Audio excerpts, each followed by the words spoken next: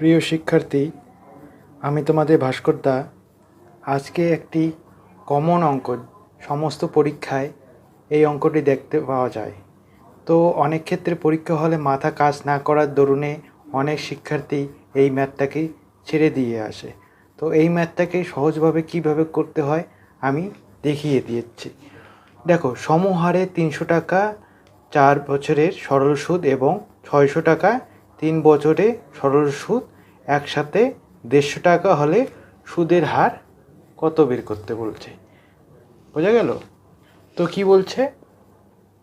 300 টাকা কত বছর? 4 বছরে হার বলতে আর, এরপরে নিচে 100 নামবে, এরপরে যোগ, এবারে 600 টাকা। তো 600 টাকা কোথায় পেলাম? 600 টাকা সেম জিনিস 3 বসাবো, প্রেস আর বলতে হার যেহেতু বের করতে বলছে আরটা আমি বসাবো, এরপরে নিচে 100। কারণ এটা 100 কেন বসাইলাম? এই আরটাকে আমি আরে পার্সেন্টেজ, তাই না? তাহলে এখানে বলছে সমান সমান 150 টাকা হলে, 150 টাকা হলে এইবারে আমি কি করব? উপরে শূন্য এই 2 শূন্য কাটবো, এই 2 শূন্য এই 2 শূন্য কাটবো। বোঝা গেল? তাহলে যোগ চিহ্ন আছে 3 4, 3 4 12 আর প্লাস 3 6 18 আর তারপরে 150।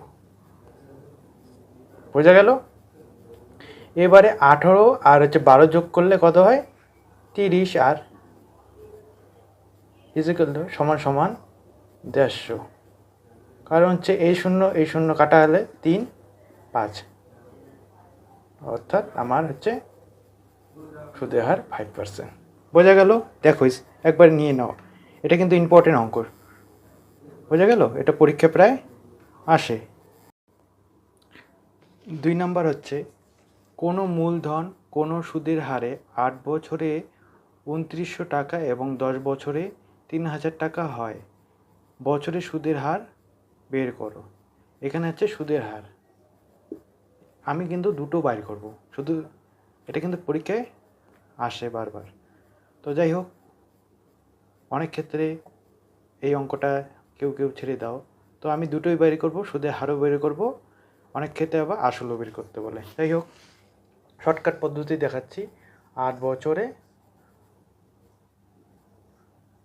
2900, 10 বছরে, অত কারুকার্য করা লাগবে না। তো 2, তাই না? 2 100 নামলো। এখন যদি আমি এটাকে ভাগ করি কত হবে? 50, তাই না? 50 যদি উপরে হয় তাহলে আমি এটা বা এটা যে কোনো একটা নিতে পারবো। কারণ 50 যে আছে এটা 8 দিয়েও গুণ করেই আমি বের করতে পারবো, 10 দিয়েও গুণ করলে বের করতে পারবো। আমি 8 দিয়ে করি, তাহলে 8 5 কত হয়? 400 পেলাম, তাই না? এখন এটা যেহেতু গুণ করেছি, এখান থেকে মাইনাস হবে। এখন 2900 400 এখন সমান এর হলো 2500, তাই না? তাহলে এখন উপরে 50 আর নিচে 250, 100% দিয়ে গুণ করব। এখন এই শূন্য কাটা 5, 2%। বোঝা গেল? তাহলে আমি এটাও পেলাম। যদি তোমাদের বলে আসল কত, তাহলে আসল এটা। কেন আসল হলো? সুদ তো আমার এটা ছিল 5040 4, 2900-এর মধ্যে আমার সুদটা প্লাস আসলটা লুকিয়েছিল। তাহলে 2900 থেকে 400 বাদ দিলাম, কত হয়?